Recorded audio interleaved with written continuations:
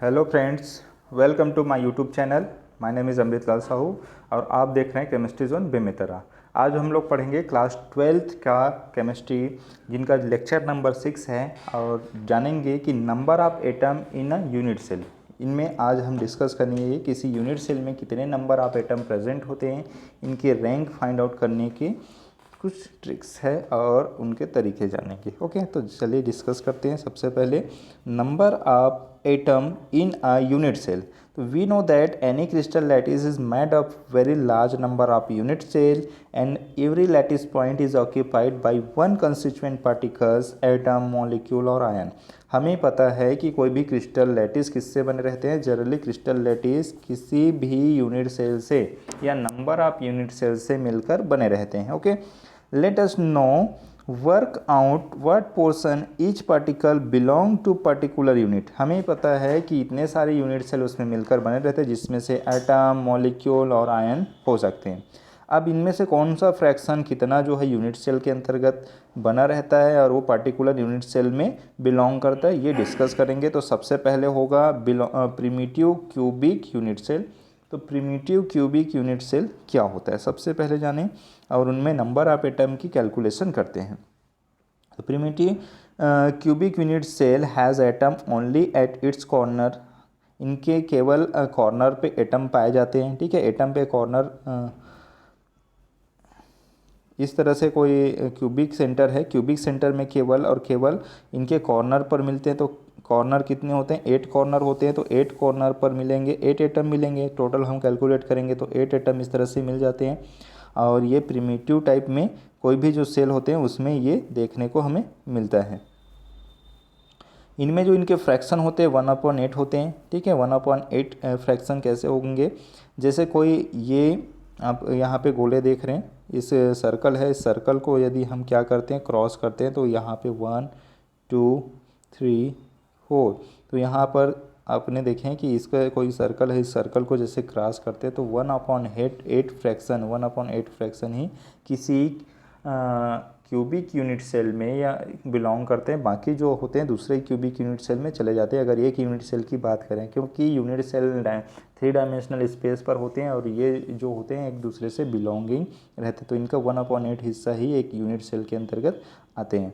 तो इस तरह से 1/8 के केसेस पर यहाँ तक हम देख सकते हैं कि 1/8 हिस्सा अगर इसके किसी फ्रैक्शन में प्रेजेंट है तो 8 कॉर्नर पे प्रेजेंट रहते हैं प्रिमिटिव में और 1/8 रहते हैं। तो इस तरह से 8 इंटू 1/8 इज इक्वल टू, ठीक है, ये 8 क्रॉस हो जाएगा, वन एटम बचेगा। तो किसी एटम में कितने होंगे? तो किसी एटम में बचेगा केवल एक एटम, केवल एक एटम उसमें सिंपल क्यूबिक यूनिट सेल में पाया जाता है। तो इस तरह से इनकी जो रैंक है हम डिफाइन कर सकते हैं। इनकी स्ट्रक्चर यहाँ पे देख सकते हैं, ये होगा सिंपल क्यूबिक यूनिट सेल के लिए होता है, और ये इसका बी स्ट्रक्चर, इसमें अगर इस पॉइंट को, इस जो कॉर्नर में जो पाया जाने वाले पॉइंट को अगर मैं बड़ा सा कोई एटम या स्फेयर मानूँ तो इस तरह से दिखाई देगा। और उनके जो फ्रैक्शन है वो इस तरह से किसी यूनिट सेल में बिलोंग करते हैं। केवल 1/8 फ्रैक्शन ही आएंगे, बाकी फ्रैक्शन दूसरे में चले जाते हैं। ओके, दूसरे यूनिट सेल का हिस्सा बन जाता है। तो इस तरह से 1/8 हिस्सा एक यूनिट सेल को बिलोंग करते हैं। ओके, तो इस तरह से ये इसका रैंक 1 आ जाता है।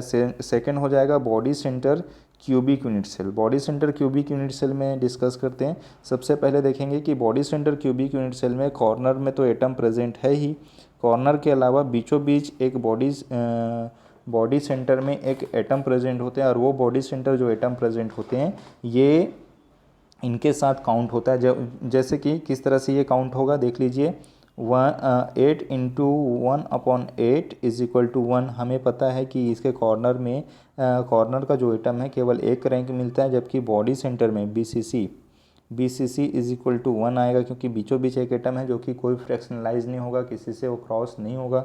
तो जो टोटल एटम हो जाता है 1 + 1 इज इक्वल टू 2 एटम हो जाता है, और ये 2 एटम जो है body center cubic unit cell के लिए होता है। ओके, तो इस तरह से 8 कॉर्नर 1/8 पर corner 8 into 1/8 is equal to 1 atom. Second हो जाता है 1 body center atom, 1 into 1 is equal to 1 atom. इसके लिए 1 एटम आ जाता है। तो ये दोनों को जब जोड़ते हैं तो टोटल इसका जो रैंक निकल के आता है 2 एटम्स निकलते हैं। तो बॉडी सेंटर टाइप में यूनिट सेल में कैसे मिलेगा, 2 इसका रैंक निकल के आएगा, याद रखेंगे। इसका जो पैकिंग एफिशिएंसी में काम आता है, जब यह हम आगे डिस्कस करेंगे। नेक्स्ट है face centre cubic unit cell. फेस सेंटर क्यूबिक यूनिट सेल में हम यहाँ पे डिस्कस करते हैं, तो इनके जो कॉर्नर पे देखिए वन एटम या फिर 1 मॉलिक्यूल मिलेगा हमें कॉर्नर पे। दूसरा जो केस होगा फेस 6 फेसेस होते हैं, 6 फेसेस में जो इनके फ्रैक्शन होगा 1/8 फ्रैक्शन होता है, और इनको 6 × 1/2 = 3 एटम निकल के आते हैं। अब ये कैसे होगा देख लीजिए कि यहाँ पर जिस तरह से 1/8 फ्रैक्शन बन रहा था, कॉर्नर में जो एटम मिल रहा था, उसी तरह से इनके जो सरफेस में जो एटम मिलेगा, वो सरफेस वाले एटम बीच से 2 क्रॉस हो जाते हैं। तो ये इस यूनिट सेल में इसके आधे हिस्से इस तरह से देखने को मिलेगा, देख लीजिए ये आधे ही फ्रैक्शन मिलते हैं, आधे फ्रैक्शन दूसरी यूनिट सेल में चले जाते हैं। तो इस यूनिट सेल में यही बिलोंग करेगा, इसके सरफेस में आधे ही रहेंगे। तो 6 × 1/2 = 3 एटम्स निकलते हैं, दोनों को जोड़ते हैं तो कॉर्नर पे 1 और 3 सरफेस पर, तो टोटल यहाँ पर 4 एटम हो जाते हैं। तो इसके जो एफसीसी या फिर फेस सेंटर के जो रैंक हम चेक करते हैं तो 4 एटम आएगा। ओके, तो इस तरह से इनके जो 4 एटम निकल गया। इस तरह से हमने किसी भी मॉलिक्यूल के जो सरफेस में जो पाए जाने वाले पॉइंट है उसको हमने डिस्कस किया और जाने कि किस तरह से ये होता है। कुछ क्वेश्चन है देखिए, आप पुराने वीडियो देखकर इसके आंसर फाइंड आउट कीजिएगा। ये सबसे पहला क्वेश्चन है, give the significance of a lattice point.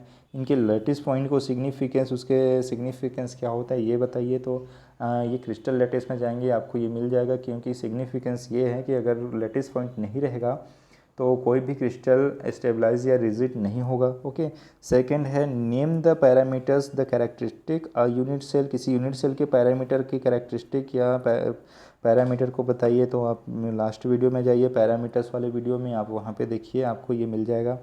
डिस्टिंगाइज between hexagonal and monoclinic units होते हैं, face centre and centre unit cell होते हैं, जिसमें से इनके जो दोनों में क्या डिफरेंस है या डिस्टिंगाइज क्या है वो आपको देखने को मिल जाएगा। दोनों को स्टडी कीजिए।